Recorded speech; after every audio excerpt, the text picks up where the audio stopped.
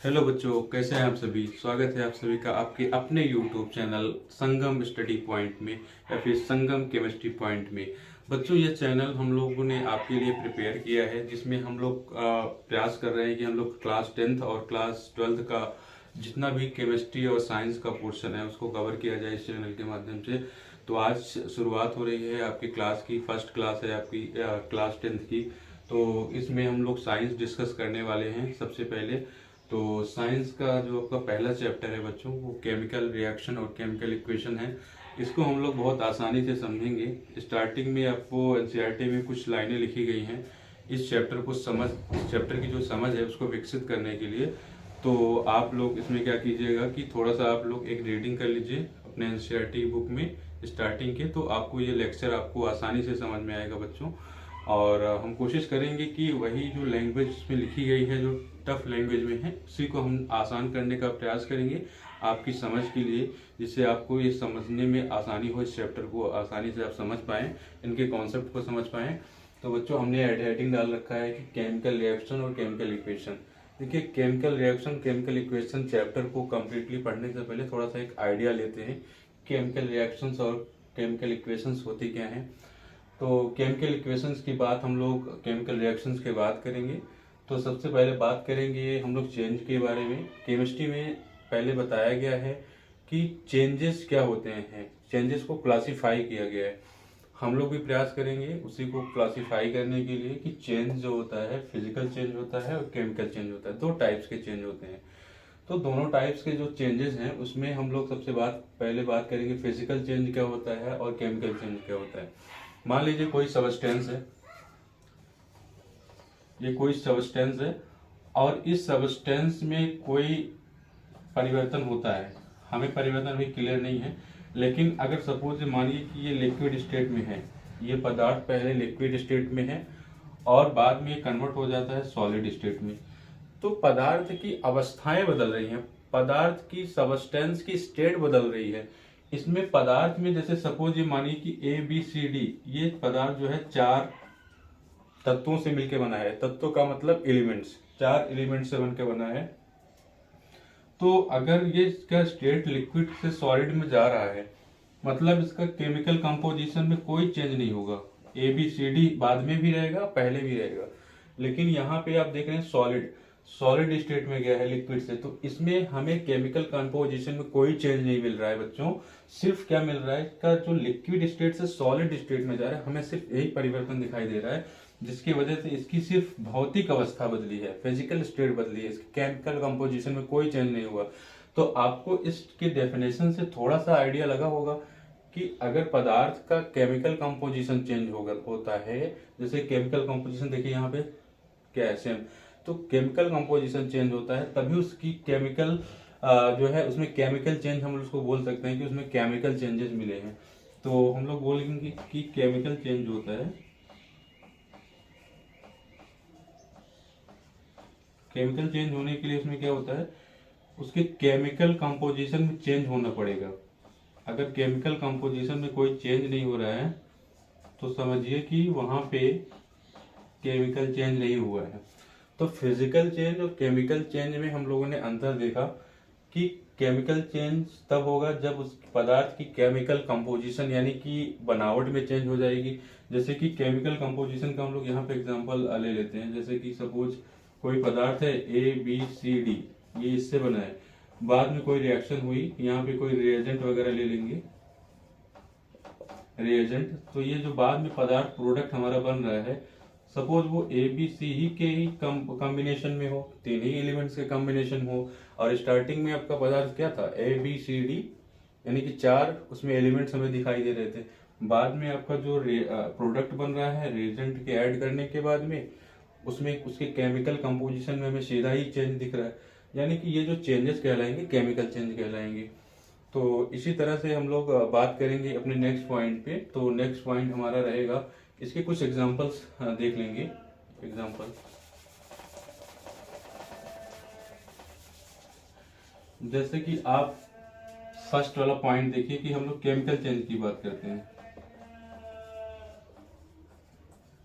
Chemical change में example लेते हैं, फर्स्ट है, जैसे आप लोगों ने क्या देखा होगा कि घरों पे आपके यहाँ गर्मियों के दिनों में, जैसे अब गर्मियाँ स्टार्ट हो रही हैं, आप देखेंगे कि जो दूध नॉर्मल टेम्परेचर में, जो रूम टेम्परेचर पे आपके घर में ठंडियों में नहीं खराब हो रहा था, अब वो गर्मियों में वही रूम टेम्परेचर पे क्या हो रहा है, आपका जो मिल्क है, जो रूम टेम्परेचर पे जो आपका मिल्क है, क्या हो रहा है, वो खराब हो जा रहा है, वो खराब हो रहा है। और उस खराब होने का कारण क्या है कि उसमें कोई ना कोई उसकी केमिकल चेंज हुआ होगा, उसमें केमिकल चेंज हुए बिना, यानी कि कोई केमिकल चेंज होगा तो यानी केमिकल रिएक्शन हुई होगी। तो केमिकल के चेंज हुए बिना वो पदार्थ खराब ही नहीं हो सकता, यानी मिल्क आपका खराब तब तक नहीं होगा जब तक उसमें कोई केमिकल रिएक्शंस नहीं हो जाएंगी। तो यहाँ पे हमें देख रहे हैं कि मिल्क खराब इसलिए हो रहा है कि वहां पे कोई ना कोई केमिकल रिएक्शंस हुई है।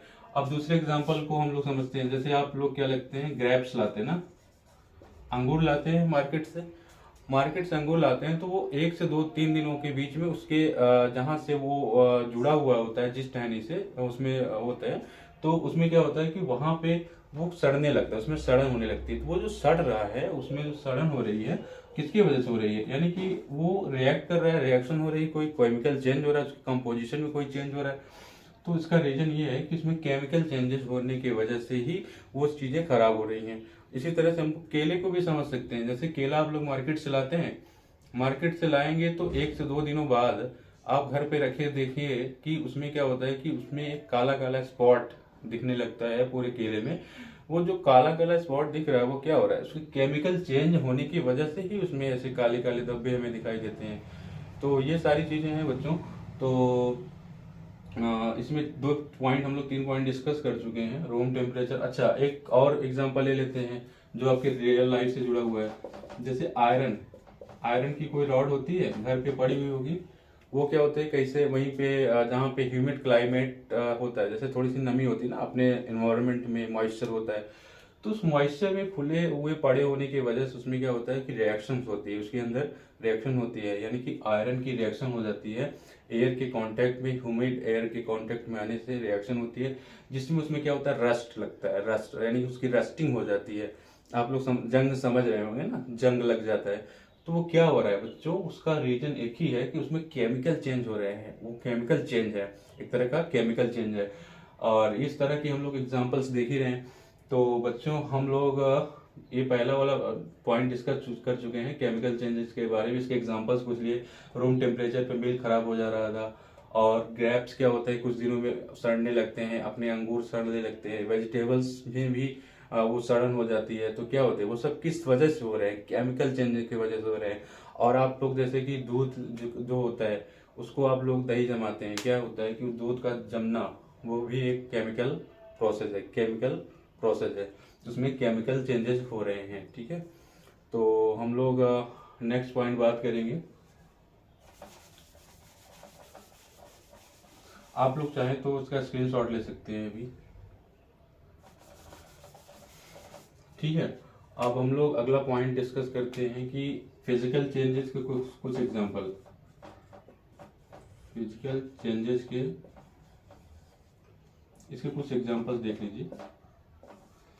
फिजिकल चेंजेस के कुछ एग्जांपल्स में बात करेंगे बच्चों की, जैसे कि आप क्या करेंगे, पहला वाला पॉइंट, जैसे कि अगर कोई लेक है, इस पे जो सन की रेज पड़ रही हैं, इस तालाब में जो पानी है खारा है, तो जो पानी रहेगा वो क्या होता है, पानी इवेपोरेट हो जाता है, पानी क्या होगा, वाष्प बन के, वेपर बन के ऊपर चला जाएगा। और फिर यहाँ पे जो वाटर रहेगा, वाटर में जो सॉल्ट रहता है वो यहीं पे बच जाता है, यानी कि वेपर, पानी उड़ गया, बचा सॉल्ट। तो ये जो प्रोसेस है बच्चों, आपका ये प्रोसेस कहलाएगा फिजिकल प्रोसेस, फिजिकल चेंज। तो यहाँ पे हम लोग अब बात करेंगे, जैसे कागज का टुकड़ा लीजिए, कागज के टुकड़े को आप यहाँ पे कट कर देंगे ऐसे ऐसे, तो कागज का टुकड़ा 2 पार्ट में कट हो गया। तो इसका जो शेप है बदला ना बच्चों, शेप बदला, इसके केमिकल कंपोजिशन में कोई चेंज नहीं हो रहा है। यानी कि अगर यहाँ पे हम कागज का टुकड़ा ले लें, ऊपर वाला ये, तो इसका भी फॉर्मूला वही होगा, उसमें कंपोजिशन वही होगा, और इसका भी कंपोजिशन में कोई चेंज नहीं आएगा। सिर्फ इसके फॉर्म में चेंज हो रहा है, इसका साइज घट रहा है, तो यहाँ पे क्या हुआ, फिजिकल चेंज हुआ, फिजिकली चेंज हुआ ना कि केमिकली चेंज हुआ। इसमें कोई रिएक्शन वगैरह तो हुई नहीं, तो ये केमिकली चेंज कहलाएगा, सॉरी फिजिकल चेंज कहलाएगा। ठीक है, तो यहाँ तक आप लोग नोट कर लीजिए, स्क्रीनशॉट लेना हो तो ले लीजिए। ओके, ठीक है, आगे चलते हैं बच्चों। तो बच्चों अभी हमने जाना कि केमिकल रिएक्शंस में क्या होते हैं चेंजेस और कैसे होते हैं उनके प्रकार, चेंजेस के प्रकार। जैसे हमने देखा कि चेंज दो टाइप का था, एक केमिकल चेंज था और एक फिजिकल चेंज था। आप लोगों ने आसानी से समझ लिया होगा कि केमिकल चेंज तभी होगा जब किसी भी पदार्थ के केमिकल कंपोजिशन में कोई चेंज आए, यानी कि जो भी पदार्थ है, जिन भी एलिमेंट से बन के बना है, अगर फाइनली कोई भी रिएक्शन होने के बाद उन एलिमेंट्स में कोई चेंजेस आ जाते हैं तो उसको हम लोग बोलेंगे कि वो उसमें केमिकल कंपोजिशन में कोई चेंज हो गया, जिसकी वजह से वो जो रिएक्शन हुई ओवरऑल वो केमिकल चेंज कहलाएगी। और बात करेंगे बच्चों फिजिकल चेंज की। देखिए फिजिकल चेंज में कोई भी केमिकल कंपोजिशन में कोई भी चेंज नहीं होगा, यानी कि कंपाउंड पहले जैसे था वैसे बाद में भी रहेगा, बस अंतर ये आएगा कि उसमें उसकी अवस्था चेंज हो जाएगी, उसकी स्टेट चेंज हो जाएगी। ये बेसिक अंतर था फिजिकल चेंज और केमिकल चेंज में।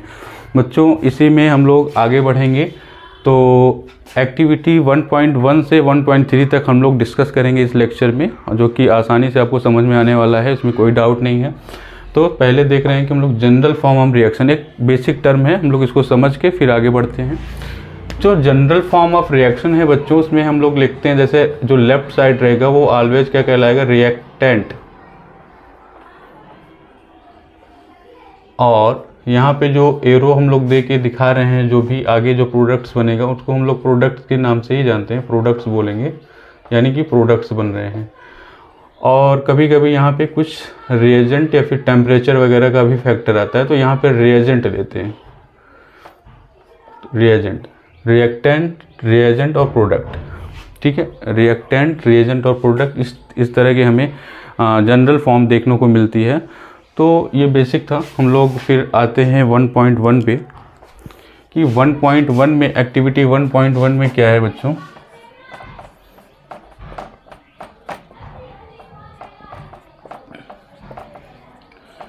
देखिए एक्टिविटी 1.1 को समझने से पहले हम लोग एक बहुत ही बेसिक चीज़ समझते हैं कि यहाँ पे हमें मैग्नीशियम का रोल देखने को मिलेगा। मैग्नीशियम है क्या, मैग्नीशियम एक मेटल है, मैग्नीशियम मेटल है, और इसका एटॉमिक नंबर भी हम लोग देख लेते हैं कि इसका 12 होता है एटॉमिक नंबर पीरियोडिक टेबल में आपके, और ये आपके सेकेंड ग्रुप का एलिमेंट है। अगर आप पीरियोडिक टेबल देखेंगे तो स्टार्टिंग से जो कॉलम शुरू होते हैं उसमें जो सेकेंड कॉलम है उसमें मैग्नीशियम की उपस्थिति हमें मिलती है। तो मैग्नीशियम एक मेटल है।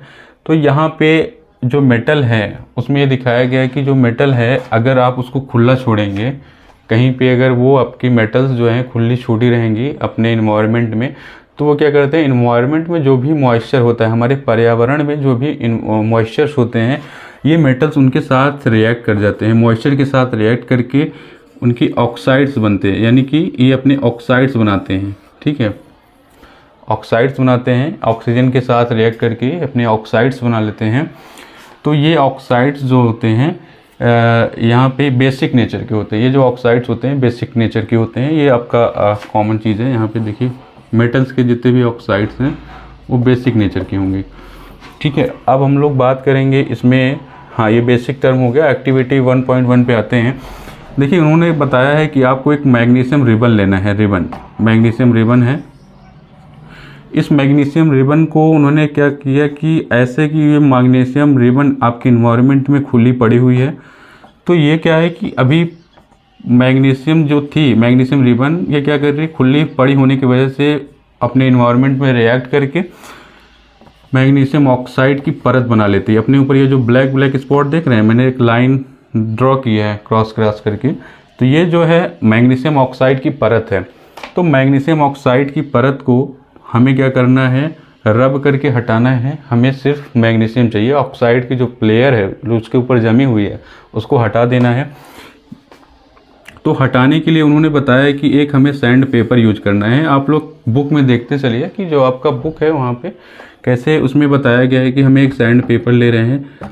सैंड पेपर जिन लोगों को जानकारी नहीं है, मैं बताना चाहूँगा कि सैंड पेपर जब हम लोग यूज करते हैं, जैसे कोई भी आपके यहाँ कोई भी इक्विपमेंट है, कोई भी सामान है जो पड़ा हुआ है जिस पे लोहे का है, उस जंग लग चुका है ना, तो उसको साफ़ करने के लिए, उसको इरेज करने के लिए हम लोग क्या लाते हैं, मार्केट से जाते हैं, सैंड पेपर लेते हैं और उससे क्या करते हैं, रब करते हैं। इस पर रब करेंगे ना तो वो उसकी जो सरफेस पे जो भी परत जमी रहेगी वो हट जाएगी और हमें वो प्योर मेटल मिल जाएगा, उस समय देखने को मिल जाएगा, उसकी जो लेयर रहेगी वो हट जाएगी आसानी से।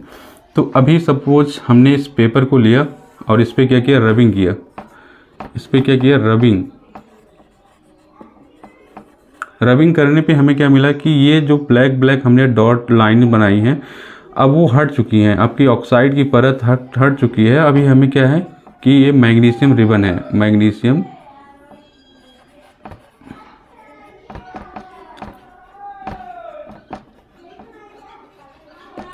यहाँ भी मैग्नीशियम रिबन ही थी, वो ऑक्साइड की लेयर उसके ऊपर आ जा रही थी एनवायरनमेंट में खुली हुई पड़े होने की वजह से। यहाँ पे हमने उस ऑक्साइड की लेयर को हटा दिया, फिर मैग्नीशियम रिबन हमने लिया। इसी मैग्नीशियम रिबन को वहाँ पे एक बर्नर की सहायता से क्या किया जा रहा है, इसको जलाया जा रहा है। यहाँ पे बर्नर की फ्लेम है, ये फ्लेम है, ये फ्लेम है। अब ये फ्लेम क्या कर रही है, इस मैग्नीशियम रिबन को जला रही है और जलाने के बाद इसकी जो ऐश इकट्ठी होगी ना बच्चों, उसको हम लोग एक बाउल लेंगे, इसी बाउल में इकट्ठा कर लेंगे इसकी ऐश को। यहाँ पे ये जो इकट्ठी होगी ऐश, मैग्नीशियम ऐश, ये जो मैग्नीशियम जलने के बाद इकट्ठा होगा वो फिर क्या करेगा, एटमॉस्फेयर से रिएक्ट करके क्या बना लेगा, मैग्नीशियम ऑक्साइड। ठीक है, लेकिन बच्चों यहाँ पे ध्यान देना कि ये जो इसमें बाउल में इकट्ठा हुआ है किस फॉर्म में है, पाउडर के फॉर्म में। तो ये मैग्नीशियम ऑक्साइड का पाउडर हमें मिल जाता है। यहाँ पे ये मैग्नीशियम ऑक्साइड का हमें क्या मिलता है, पाउडर, मैग्नीशियम ऑक्साइड का पाउडर मिला। तो ये मैग्नीशियम ऑक्साइड का जो पाउडर है किस कलर का है, वाइट कलर का।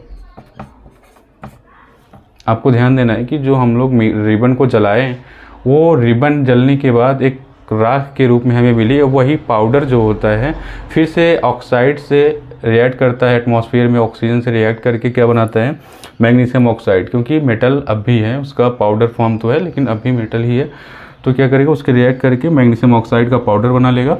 और इसमें हम लोग रिएक्शंस देख लेते हैं क्या है रिएक्शंस।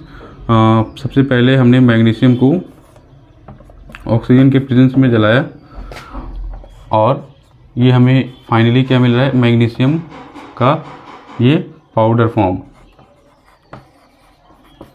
और ये कौन सा कलर है, वाइट। इसको आप बैलेंस करना चाहें तो कर सकते हैं। यहाँ पे अगर दो ऑक्सीजन है यहाँ एक मैग्नीशियम है, तो हमें यहाँ पे 2 MgO कर लेना है और यहाँ पे 2 Mg, तो ये बैलेंस इक्वेशन है। तो आप पहली एक्टिविटी में क्या बता सकते हैं कि हमें जो रिएक्शंस में मिला, वाइट पाउडर मिला मैग्नीशियम ऑक्साइड का। हमने स्टार्ट किससे किया था, मैग्नीशियम रिबन से, जिस पे एक ऑक्साइड की लेयर थी। उस ऑक्साइड की लेयर को हमने हटाया रब करने के बाद उसे फ्लेम से जलाया, बर्नर के फ्लेम से जलाया और उसको एक बाउल में इकट्ठा किया। जैसे ही वो इकट्ठा हुआ फिर से वो ऑक्साइड से रिएक्ट करके, ऑक्सीजन से रिएक्ट करके अपने ऑक्साइड्स को बना लिया। और ऑक्साइड को बनाने के बाद वो कौन से फॉर्म में रहा, एक पाउडर के फॉर्म में, जो कि वाइट कलर का है। तो आपके एक्टिविटी 1.1 में बच्चों इतना ही था। अब हम लोग एक्टिविटी 1.2 की बात करते हैं। एक्टिविटी 1.2 में हमें देखना रहेगा कि इसको हम लोग, आप स्क्रीनशॉट लेना चाहें तो स्क्रीनशॉट ले लीजिए। ओके, तो एक्टिविटी 1.2 में बहुत ही बेसिक ही है। उसमें उन्होंने कहा है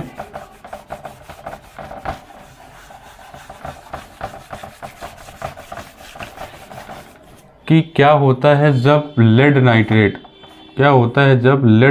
PbNO3 का होल्ट वाइज, इसकी रिएक्शन हम लोग कराते हैं पोटेशियम आयोडाइड के साथ, तो हमें क्या मिलता है, पोटेशियम नाइट्रेट KNO3 प्लस साथ में लेड आयोडाइड PbI2, ये हमें मिल रहा है। यानी कि बच्चों ये रिएक्शन देखिए, हम लोग आगे भी पढ़ेंगे। ये रिएक्शन का नाम होगा डिस्प्लेसमेंट रिएक्शन। इसमें डिस्प्लेसमेंट हुआ है। यहाँ पे देखिए नाइट्रेट आयन रिप्लेस होके किसके साथ अटैच हो गया, पोटेशियम के साथ, और आयोडाइड आयन जो रहेगा वो लेड के साथ अटैच हो रहा है। एक तरीके से ये एक दूसरे को रिप्लेस कर रहे हैं, डिस्प्लेसमेंट रिएक्शन है। ये रिएक्शन कैसी है, डिस्प्लेसमेंट रिएक्शन है। और अभी मैं यहाँ पे एक बात बताना भूल गया कि ये जो रिएक्शन है, जो एक्टिविटी 1.1 का मकसद क्या था। एक्टिविटी 1.1 का मकसद ये था बच्चों, ये कि केमिकली चेंज हुआ है ना। स्टार्टिंग में हमने मैग्नीशियम लिया था, उसको बर्न किया, बर्न करने के बाद मैग्नीशियम ऑक्साइड बन गया। मैग्नीशियम ऑक्साइड बनने का मतलब क्या निकल रहा है कि उसके केमिकल कंपोजिशन में जो प्रेजेंट जो आपका रिएक्टेंट साइड था वो प्रोडक्ट साइड कुछ और है। तो हमने देखा कि उसमें केमिकली चेंज हुआ है, तो यही केमिकली चेंज मतलब उसके कंपोजिशन में चेंज हुआ है, तो वो क्या रिएक्शन हो जाएगी, केमिकल चेंज हो जाएगा अपना। ये केमिकल चेंज हुआ है, ये केमिकल रिएक्शंस हुई है, ठीक है। तो हम लोग मानेंगे कि उसमें केमिकल रिएक्शंस हुई हैं। तो ये आपका है केमिकल रिएक्शंस का एग्जांपल, केमिकली चेंज हुआ है। तो अब लोग आते हैं यहाँ पे इस ऊपर वाले पॉइंट पे, एक्टिविटी 1.2 है। यहाँ पे ध्यान देना कि एक्टिविटी 1.2 है। तो ये रिएक्शंस उन्होंने बताया कि क्या होता है जब लेड नाइट्रेट की अभिक्रिया हम लोग पोटेशियम आयोडाइड के साथ कराते हैं तो क्या होता है। तो हम लोग बताएंगे कि लेड नाइट्रेट की अभिक्रिया जब हम लोग पोटेशियम आयोडाइड के साथ कराएंगे तो बच्चों हमें मिलता है पोटेशियम नाइट्रेट के साथ साथ लेड आयोडाइड मिलता है। यहाँ पे ये सॉलिड में होता है, सॉलिड फॉर्म में, ठीक है। सॉलिड फॉर्म के साथ साथ ये एक येलो कलर का होता है, येलो पीपीटी बोल सकते हैं इसको, येलो पीपीटी। पीपीटी का मतलब बेसिक होता है कि कोई भी सबस्टांस जो है वो अपने सॉलिड स्टेट में आ गया। पीपीटी मतलब उसके बॉटम पे, जिस रिएक्शन कंटेनर के बॉटम पे वो जम जाता है उस कलर का, ठीक है, सॉलिड फॉर्म में हो जाता है। यहाँ पे ये एक्वस है, यहाँ पे ये भी एक्वस है और ये भी एक्वस है, यानी कि सभी का माध्यम हमें याद रहना होना चाहिए कि हम इनका मीडियम क्या ले रहे हैं। तो इनका मीडियम है एक्वस, यानी कि जलीय माध्यम, ठीक है।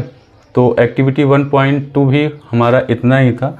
इसमें आपको ये ध्यान देना है कि जब इतनी रिएक्शन हुई तो ये वाला प्रोडक्ट जो बन रहा है आपका लेड आयोडाइड, जो येलो पीपीटी दे रहा है, ये मोस्ट इम्पॉर्टेंट हो जाता है आपके लिए। इसका इम्पोर्टेंस ज़्यादा है क्योंकि जो भी सॉलिड फॉर्म में बन रहे हैं, पीपीटी वगैरह बनते हैं, एग्जाम में डायरेक्ट क्वेश्चन यहाँ पे बन जाते हैं कि हमें कौन से कलर का पीपीटी फॉर्म होगा, कौन सा सॉलिड फॉर्म होगा, ठीक है। तो आपको बताना पड़ेगा कि लेड आयोडाइड जो होगा वो सॉलिड फॉर्म में रहेगा इस रिएक्शंस में। और यहाँ पे जो हम लोगों ने मैग्नीशियम ऑक्साइड को बर्न करने के बाद जो पाउडर हमें रिसीव हुआ था वो कौन से कलर का था, वाइट कलर का था। तो ये सारी चीज़ों को हमें ध्यान देना है। और आते हैं बच्चों हम लोग एक्टिविटी 1.3 पे। एक्टिविटी 1.3 को हम लोग समझेंगे इसके बाद।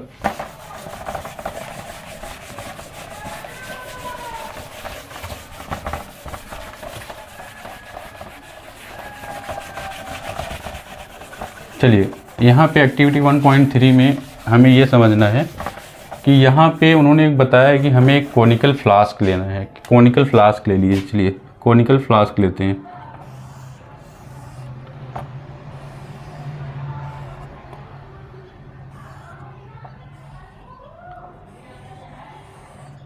कोनिकल फ्लास्क हमने लिया और इस कोनिकल फ्लास्क में उन्होंने कहा कि हमें छोटे छोटे जिंक के टुकड़े डालने हैं।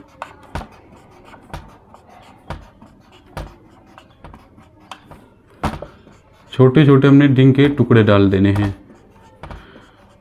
अब बच्चों हमें क्या करना है कि एक्टिविटी के अकॉर्डिंग हमें इसमें बाहर से हाइड्रोक्लोराइड HCl को ऐड करना है। जैसे ही HCl को आप डालेंगे इसमें, देखिए ये पहले तो इसको हम लोग पहचान लेते हैं कि एक एसिड है। एसिड को जैसे ही इसमें डालते हैं, ये जिंक के साथ, ये जिंक है, जिंक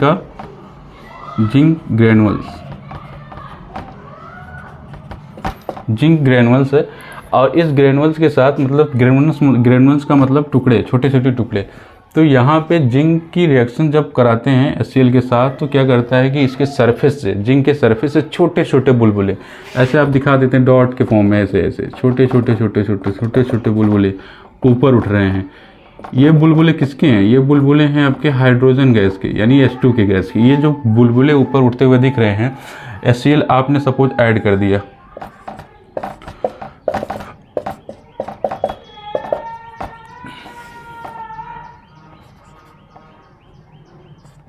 ये HCl है और यहाँ पे जिंक हमने ग्रेनुअल दिखा दिया, ठीक है। तो छोटे छोटे बुलबुले उठते हुए दिखाई दे रहे हैं हाइड्रोजन गैस के। यहाँ पे ये जो छोटे छोटे बुलबुले हैं वो ऊपर चल जाते हैं, ठीक है। तो अगर हम क्या करेंगे, इनकी रिएक्शंस को समझेंगे तो यहाँ पे देखिए जिंक की रिएक्शन अगर हमने HCl के साथ कराई, हाइड्रोजन क्लोराइड के साथ कराई, तो ये क्या हुआ कि जिंक के साथ मिलके ZnCl2 बनाएगा और हमें यहाँ से हाइड्रोजन गैस निकलती हुई दिखेगी। यानी कि जब भी हम किसी मेटल की रिएक्शन एसिड से कराते हैं बच्चों, तो वहाँ पे हमें हाइड्रोजन गैस देखने को मिलती है। तुरंत ही हाइड्रोजन गैस निकलेगी बाहर और वहाँ पे उस मेटल का तुरंत साल्ट बन जाएगा उस ऑन द स्पॉट। और साथ ही साथ इस रिएक्शन को हम लोग समझेंगे कि ये रिएक्शन कैसी है, एक्सोथर्मिक। जिन बच्चों को एक्सोथर्मिक और एंडोथर्मिक का टर्म पता नहीं है, तो मैं बताना चाहूँगा कि एक्सोथर्मिक वो रिएक्शंस होती हैं जिसमें अगर आप दो सब्सटेंस का रिएक्शन, दो या दो से ज़्यादा सब्सटेंस का रिएक्शन कराते हैं, तो वहाँ पे हमें जो मिलता है रिएक्शन में, वो अगर हीट इवॉल्व हुई मिलती है तो वो रिएक्शन एक्सोथर्मिक होगी। उसमें अगर कंटेनर का टेम्परेचर बढ़ता है, ज़्यादा हाईली एक्सोथर्मिक रिएक्शंस होती हैं, तो ब्लास्ट भी कर सकता है। तो क्या करते हैं कि वो जब उसका टेम्परेचर बढ़ेगा तो हम लोग समझ जाएंगे कि उसमें क्या हुआ है कि एक्सोथर्मिक ये रिएक्शन हुई है। एंडोथर्मिक कराने के लिए बच्चों हमें एक्स्ट्रा बाहर से हीट देनी पड़ती है। बाहर से एक्स्ट्रा हीट देने से क्या होता है, तब वो रिएक्शन प्रोसीड होती है। तो इससे हमें पता चल जाता है कि इस रिएक्शन को प्रोसीड होने के लिए हमें बाहर से भी टेम्परेचर की ज़रूरत पड़ेगी। तो यहाँ पे ये हाइड्रोजन गैस है, ठीक है। और यहाँ पे हमारा जिंक क्लोराइड है ZnCl2 और ये हमें इतना मिला है, ठीक है। तो ये अपना हुआ एक्टिविटी 1.3 में इतना ही था। तो आप बोल सकते हैं, इसमें कुछ लिखा है कि किस गैस का फॉर्मेशन हो रहा है, तो आप बोल सकते हैं कि formation of hydrogen gas take place. और अगला एक पॉइंट उसमें और दिखा है कि उसमें जो कंटेनर का टेम्परेचर पूछा जा रहा है कि कंटेनर का जो टेम्परेचर है वो इंक्रीज करेगा या डिक्रीज। उसमें बोल रहा है कि क्या चेंजेस होंगे, तो आप बोल सकते हैं कि कंटेनर टेम्परेचर विल इंक्रीज, यानी कि कंटेनर का जो टेम्परेचर रहेगा वो बढ़ जाएगा। तो बच्चों हम लोग इस लेक्चर में बस इतना ही हम लोग पढ़ेंगे। आगे आने वाले लेक्चर्स में हम लोग इसके आगे की एक्टिविटीज़ को देखेंगे और थ्योरी के पोर्शन को हम लोग समझेंगे। तो उम्मीद है कि आप लोगों को लेक्चर पसंद आया होगा। अगर लेक्चर अगर हमें आपको लग रहा है कि चीज़ें समझ में आ रही हैं, तो आप चैनल को सब्सक्राइब कर लीजिए और फिर बेल आइकन को प्रेस कर लीजिए और अपने दोस्तों को भी शेयर कर सकते हैं कि अगर लेक्चर आपके लिए हेल्पफुल हो रहा है तो आप अपने दोस्तों को भी शेयर कर सकते हैं। ओके बच्चों, मिलते हैं नेक्स्ट क्लास पे।